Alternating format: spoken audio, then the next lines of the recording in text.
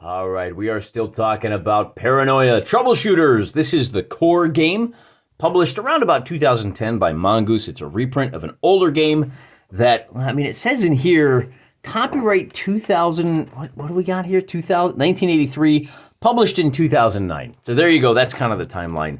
And this is the hardback by Mongoose, Paranoia Troubleshooters. See how wacky it is? I'm going to show you one of the supplements. This is a hardback cover Flashbacks Redux. This is the 25th anniversary reprint of some classic adventures. And look, see how nutty this is? Oh, there's a tank crushing the car. They're doing a kick line. Oh, that's so wacky.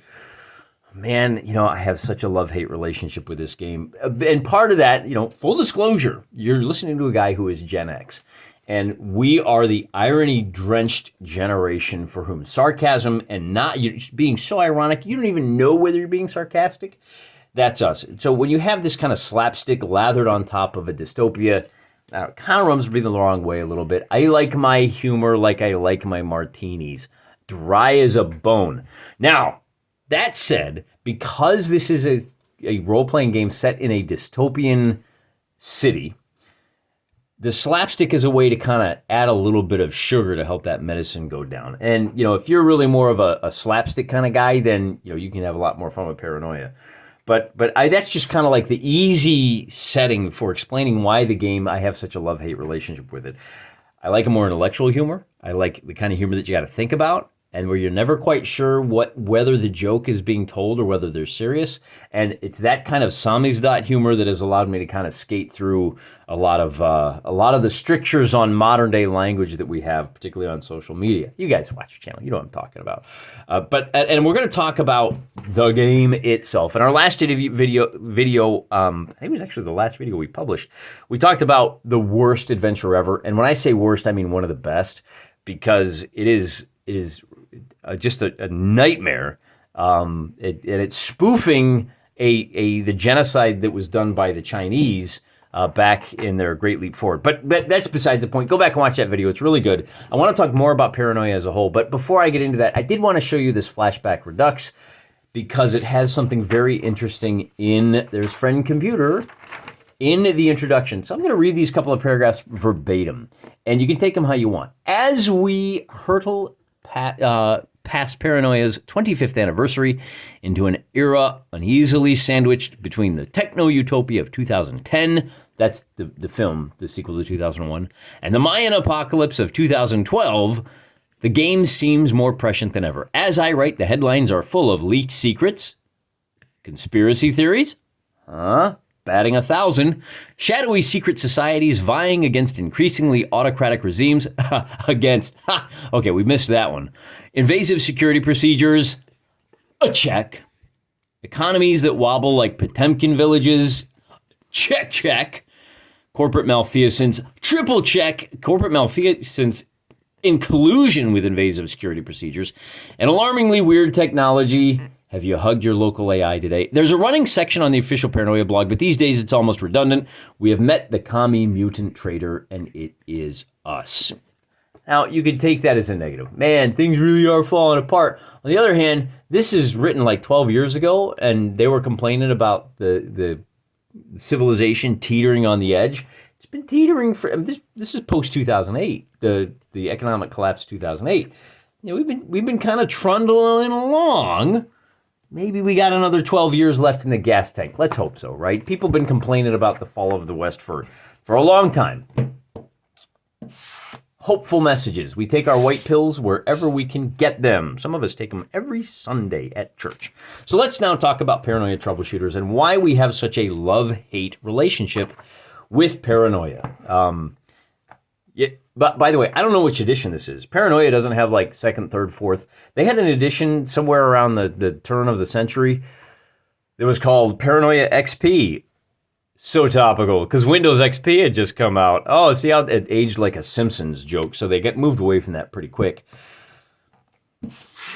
Again, it's topical. But let's talk a little bit about how Paranoia works. For those of you that aren't aware, that you haven't watched the last video, you are troubleshooters in the middle of this mega city. It's kind of a Logan's Run style city.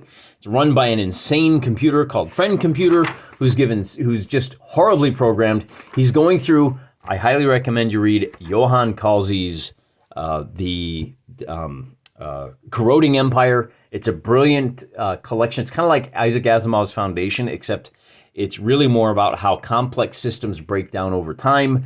And this is definitely a case of that, because in Paranoia, you've got Friend Computer, who is an AI who is being constantly fed contradictory information, kind of like HAL 9000 from 2001. And he assigns your group, well, he assigns somebody, you got to go accomplish the thing, and they tell your little group of PCs to go accomplish that. Now, this is a science fiction game where you have 7 clones, which is good, because everyone is a commie and a mutant and a traitor, and all 3 of those things carry the death penalty. So, what winds up happening in this game is your party of adventurers, we call them troubleshooters, are given a mission, and they have to go achieve that mission. However, every one of these troubleshooters has a secondary goal that in their mind is more important than the primary goal. In fact, in many cases, one of these guys wants to sabotage the primary mission and pin the blame on the other guy. Full of backstabbing. Why would you like this, right? It's full of lying and conniving. Why would you like that? Well, for a lot of reasons, and we're going to get into that. Actually, it's spoilers. This isn't a murder mystery. It's because the kind of thing that you encounter in Paranoia, it resonates with you on a deep and right in the plums, as they say, on a fundamental level. This game encourages the GM to throw Kafka traps at you. Well, first it throws catch-22s at you. And then whatever way you find to wriggle out of that catch-22, then you get caught in the Kafka trap, where you're guilty of doing the thing that's wrong. And if you say you're not, then that's further proof that you did the thing that's wrong. And everybody else at the table is highly encouraged to throw you under that bus, because last man standing wins. This is something we all deal with in the real world. I'll tell you a little story from my personal life. I had my identity stolen one time, and it happened at an awkward moment where I discovered it. The place came and said, "Hey, you owe us the money." And I said, "No, I don't. Somebody stole my identity." And they said, "Okay, no problem. You don't got to worry about that." But I still had to fix my credit. So I called the credit reporting agency, and they say, "Hey, listen, you already used your free check for the year. You got to pay us." And I said, "No, I don't, because I'm the victim of a crime. So you give me the evidence for the crime." And they said, "Well, we can't give you the evidence for the crime unless you have a police report." Hey, no problem. I go to the police, and the police say, "Look, we can't open a police report until you show us some evidence that a crime has been committed. So I can't get a police report until I get the credit report, but I can't get the credit report until I get the police report." Right? We are in a world built and managed by boomers for decades after decades. These are the people that said, "Listen, we're not going to give you an entry-level job until you have 3 to 5 years of experience." Wait, what? I'm sure some of you guys are dealing with that right now. You want me to take an entry-level job, but I need 3 to 5 years of experience first? Do you not know what entry-level means? How am I supposed to get experience without a job? And how am I supposed to get a job without experience? That's the world we live in. That's the world of Paranoia. And, in a sense, Paranoia taps into our daily lives. It touches upon something real and raw and relatable and true in a way that few role-playing games do. This prepares you to live in a world where Friend Computer brings a man into the office wearing a dress with 5 o'clock stubble and mascara, and Friend Computer says, you have to pretend that man is a woman. How do you navigate these waters can sometimes be very tricky, and Paranoia evokes that in you, and it actually helps train your brain for how to navigate those crazy, crazy waters in which we all swim. Another way it does that is that it tells you have to make a character. You have to go through the process. You got your stats, you got your skills, you got your blah, blah, blah, blah. All that matters really is your mutant power, your secret society, and your current mission. And then maybe some secret skills if you have those. Wait a minute, so I don't need the character. No, you do. Once you have the character, we're just going to pretty much ignore it because the GM is always right and the GM puts the hoops in your way, as he's serving as Friend Computer, which puts you into one of those situations. Again, fighting your way through red tape and bureaucracy. We've all done it. I went to an office one time and I said to the guy, hey, I need a thing. And the guy said, oh, well, you got to go over to the other office, get the form, fill that out and bring it back. I said, okay. I went, down the stairs, out the building, to the next building over, up to the 15th floor, waited for the guy at the office to finish his break, got the form, filled it out, went back downstairs, across the way, up to the office, gave the guy the form, and he said, oh, yeah, okay, good, you filled that out. And then he literally just pushed it aside and said, now tell me what you need. And I said, well, so first of all, I told you what I needed before, and you said, so here's, and he went, no, we don't really do the form. Now, later on, it occurred to me that what he was really doing was ensuring that I really wanted the thing, right? And this perfectly mimics that kind of experience. Look, the point is not that you have a character. The point is that you went through the process of making a character. But I don't need a character. No, but you need to make one before we can play the game.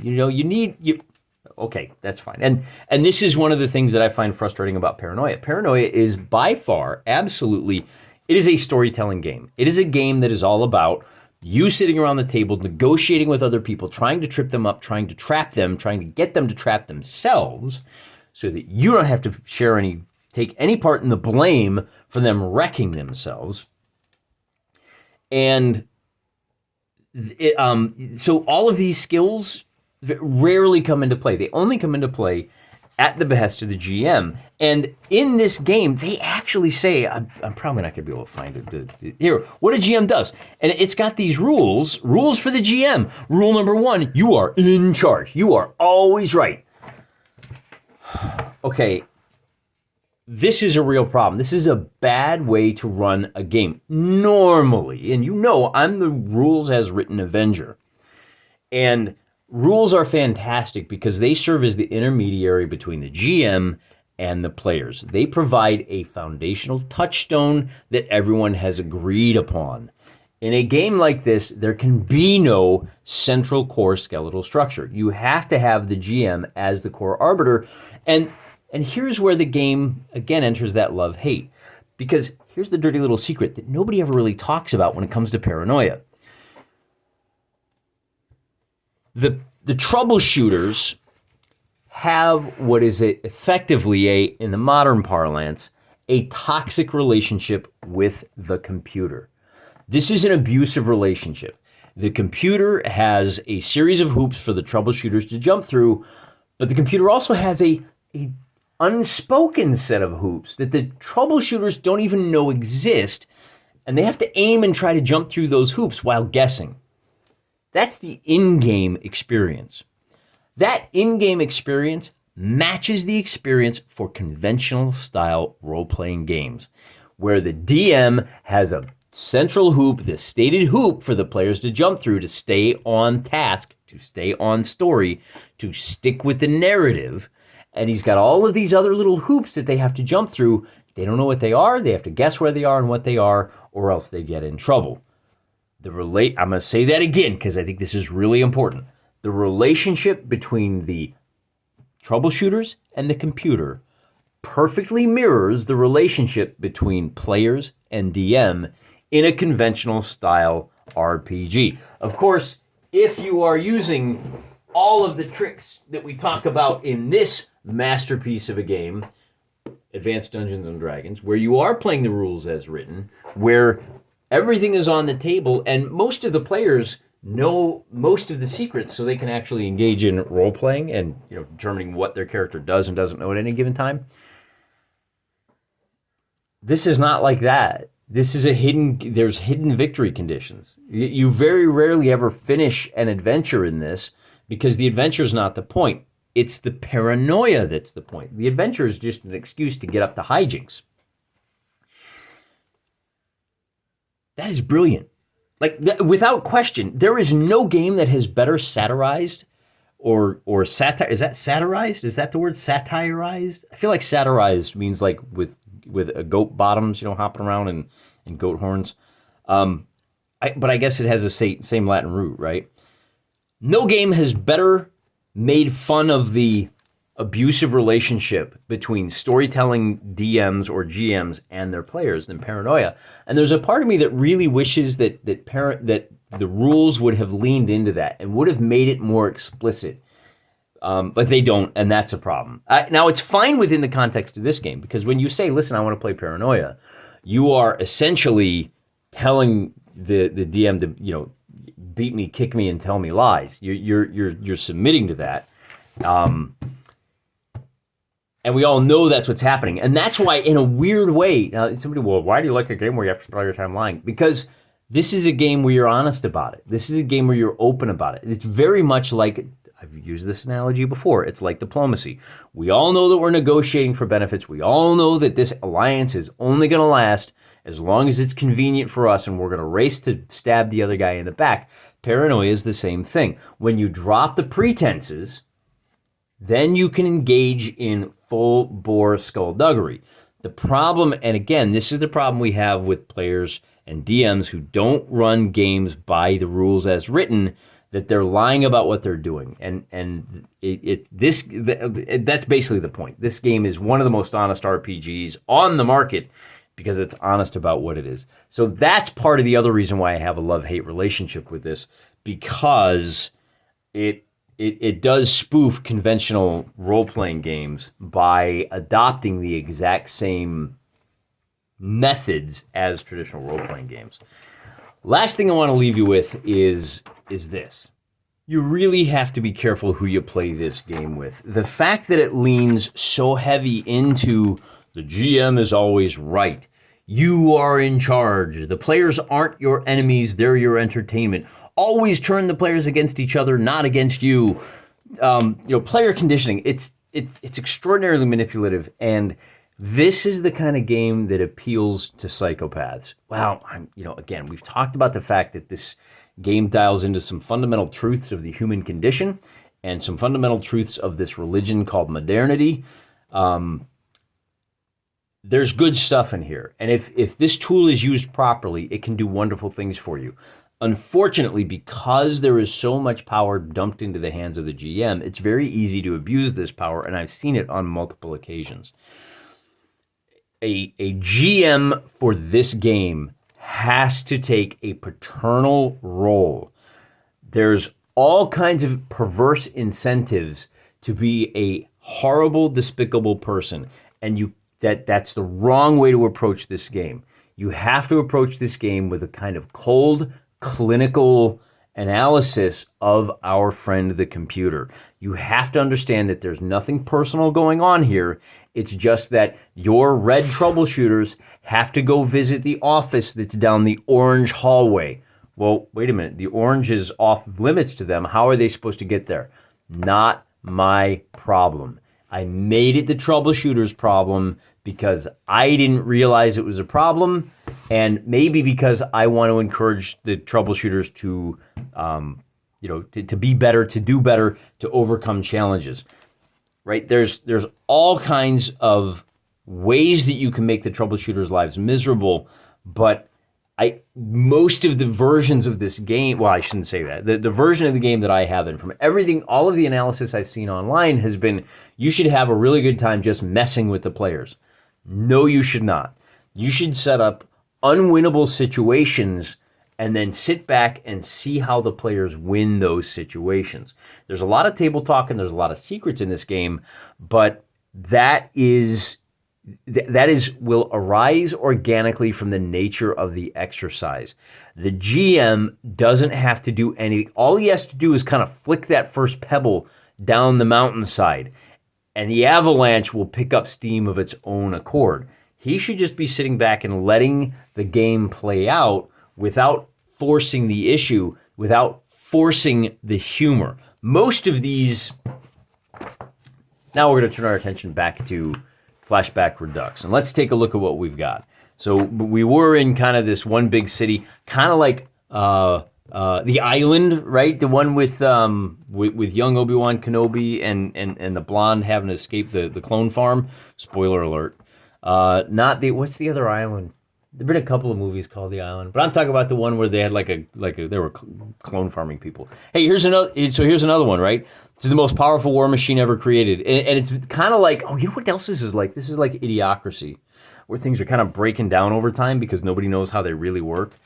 This is a mission where, and see, here we go. This is the one on the cover, and this is a mission where you basically got the. I'm skipping a whole lot of rigmarole. There's some time filler in there. Basically, the purpose of this mission is you see this giant tank here. It's like an ogre on steroids or a bolo. You're a little guy with the flashlight with the las gun has to protect this for 20 hours. Wait, so there's comedy inherent already. I've got a pistol and I'm going to defend this AI-driven monstrous tank for 20 hours. But remember, you live in a place that's overrun with filthy commie mutant traitors, so that's a thing. They got to protect the giant robot, and the robot is obnoxious. It knows how powerful it is, and so this guy is protecting this thing, and he kind of has to because there's a lot that can go wrong, right? Anyway, the point is there's comedy inherent in this situation. You don't need to force it, and the players are going to bungle things bad enough. Any GM worth his salt knows that the best thing you can do is, here's an unwinnable situation, and if your players can't beat it, they will, right? Because if you got 6 players at the table, they're probably collectively smarter than you. Just wait and see. And we all know the trick. I don't know what the solution is. I gave you an unwinnable situation. I'm going to wait until I hear your best 3 ideas, and then I'm going to pick the one that is probably the most entertaining for everyone at the table. Closing off the loop on this.